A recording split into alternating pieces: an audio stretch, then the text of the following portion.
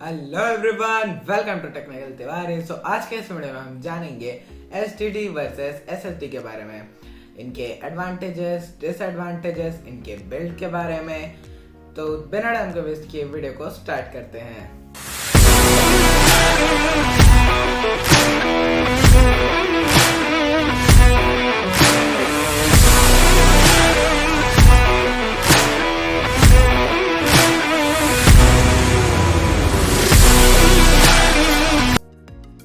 STD को पहली बार 1953 में आईबीएम कंपनी द्वारा बनाया गया था। चलिए अब जान लेते हैं एसटीडी के बिल्ड के बारे में। एसटीडी में मूविंग पार्ट्स होते हैं। इसमें एक मूविंग डिस्क होती है, एक सर्कुलर मूविंग डिस्क होती है जिसे प्लैटर कहते हैं, और यही हमारा डेटा स्टोर करती है। अब जान लेते हैं कि एसटीडी में डेटा स्टोर कैसे होता है या डेटा रीड एंड राइट कैसे होता है।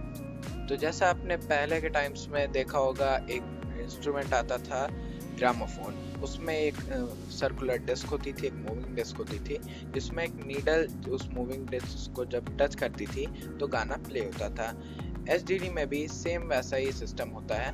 इसमें एक मूविंग डिस्क होती है प्लैटर, जो मूव करती है। उस पर एक रीड राइट हेडर होता है, तो वो जो इसको टच करता है तो इस पर आपका डेटा रीड और राइट होता है। जितनी तेज़ आपकी ये एसटीडी मूव करेगी उतनी तेज़ आपका डेटा रीड और राइट होगा। तो इसीलिए एसटीडी के साथ होता है आरपीएम। आरपीएम मतलब होता है रेवोल्यूशन पर मिनट। तो एसटीडी में आरपीएम 5400 से 7200 तक होता है। तो जैसा कि एसटीडी में मूविंग पार्ट्स होते हैं, जो डिस्क होती है वो मूव करती है प्लैटर, तो इसीलिए एसटीडी में साउंड भी प्रोड्यूस होता है।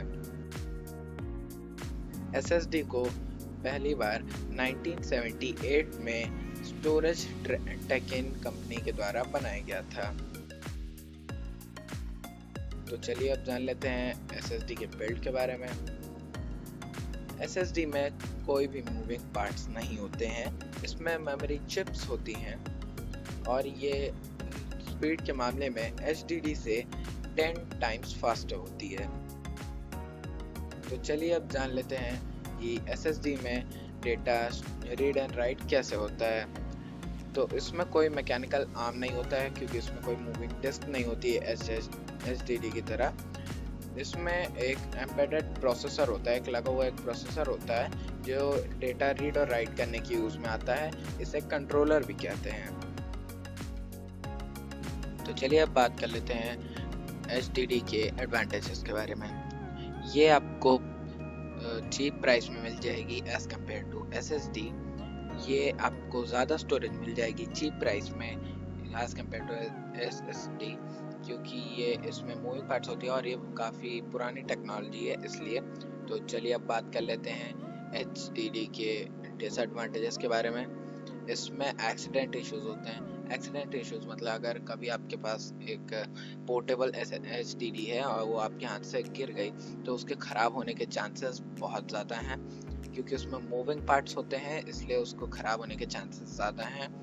दूसरी चीज़ कि ये काफ़ी स्लो होती है एज़ कम्पेयर टू एसएसडी। वहीं पे अगर हम लोग एसएसडी की बात करें तो एसएसडी बहुत फास्ट होती है एज़ कम्पेयर टू एचडीडी, और लेकिन ये काफ़ी कॉस्टली होती है एज़ कम्पेयर टू एचडीडी। तो अब आप यही सोच रहे होंगे कि किसको एचडीडी लेनी चाहिए, किसको एसएसडी।